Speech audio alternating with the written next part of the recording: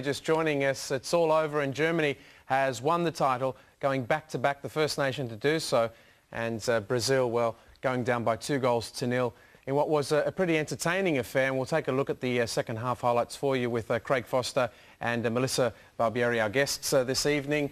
Melissa, as we go to the highlights, I mean, what did you see in this second half, first of all, as really both teams went into it 0-0 and all of a sudden the game, I guess, opened up in a way when that early goal came? Well, they definitely, proved me wrong when I say the game would open up. I think the German team just absolutely closed down the Brazilians and actually crunched them in as many tackles as they could. A lot of the early, chances came from Germany. Beringer just knocking it over the bar there. And then this is the goal, of course. It's Sandra Smisek setting up for Birgit Prinz to score on 51 minutes, Craig. Yeah. And then from here, it was always pretty tough for Brazil because Germany was so organised and so dangerous on the counter-attack. Yeah, exactly right. She doesn't miss from there, does she? And this is the difference. I think the keepers could have done better there, but this is the difference between the two sides. At very few points could Marta turn and play someone in without a central midfielder there in that position, and you've got Prinz coming in, the supreme goal scorer, and with no one anywhere near her, and that was very much the difference. They had about, 3 or 4 really good chances in the game. In the first half they came from mistakes. In the second half they started this second half and really went at Brazil, and then they got that goal and then sort of sat back, and then it was all about whether Brazil could break them down. Eventually they did. They had plenty of chances, nothing that they were really able to fashion. As Melissa said, some of the tackling was just unbelievable. And this is the moment, though, wasn't it? It could have been 1-1. Melissa, you faced the Marta penalty. Yeah, it's a great save. She hasn't taken it well, and I wish she had done that against me, but no, she hasn't taken it well, and it's just a, Oh, and this is a great save from Angara. What about Nadine Angara? This is incredible. She's gone the entire tournament without conceding a goal. So, this German defence, with the help of their keeper, has been astonishing. The first nation ever to win a World Cup without conceding a goal. That is quite a record. And this is what we're talking about in the semi-final with Germany. Even Norway had a lot of times in the box where they had a half chance, but the way they step up to the ball is just exceptionally good. And we talked, in the semi-final about how Colthorpe was able to get in the air and get something that got Australia back into the match against them defensively. And here, once they were 1-0, after that penalty, you always felt really that they were going to get another one on the counter-attack. Yeah, the Brazilians I don't think are able to come back from, 1 goal down deficit. I think the pressure would have been on them to score definitely, and I'm not sure if the Germans have a lot more experience, in this sort of environment, and I think the Brazilians just might have fallen short in that sort of department, finishing in the critical moments.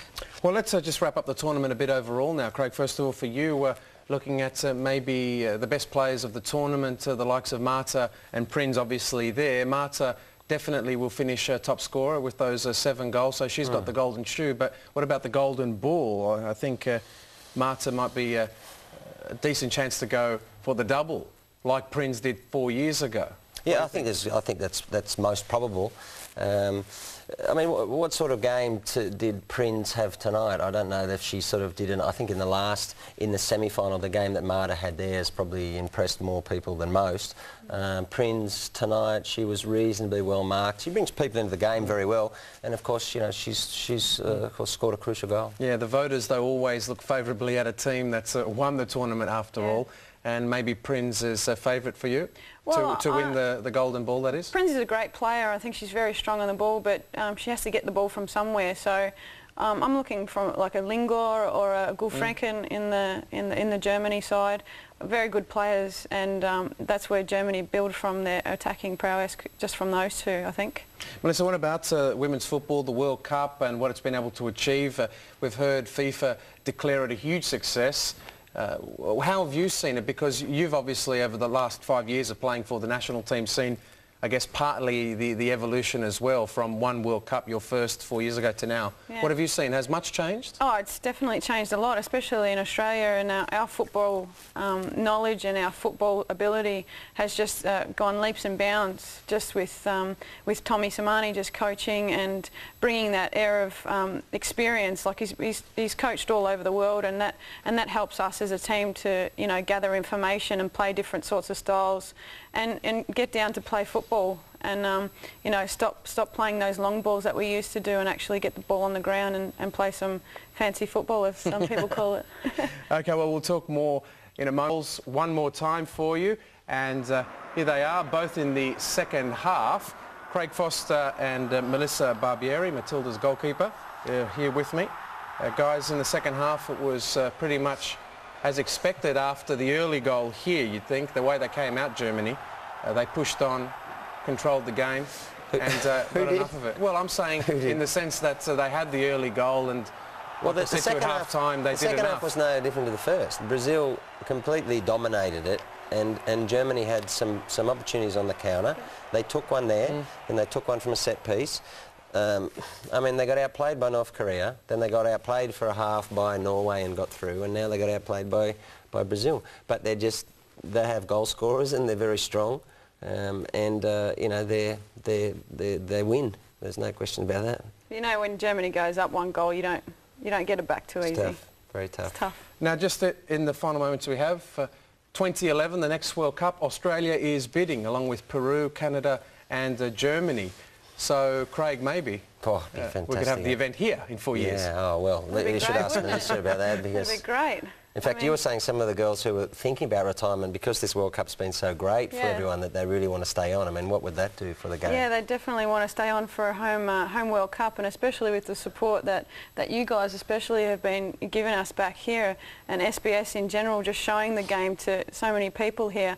I think it's really increased the popularity of the game in Australia. So for sure we're going to get heaps of people at games, and it's going to be fantastic. Well, you can't, the thing is you can't sell something that's not sellable, and the way the girls played, you know, I think it was all very genuine. The country took the Matildas to heart, and it was a wonderful tournament for them. Good Aussie spirit. It was. Okay, and thank you for your contribution, both on and off the park. No worries. It's You're been good to welcome. have you. Okay, and Craig, we'll catch up again soon.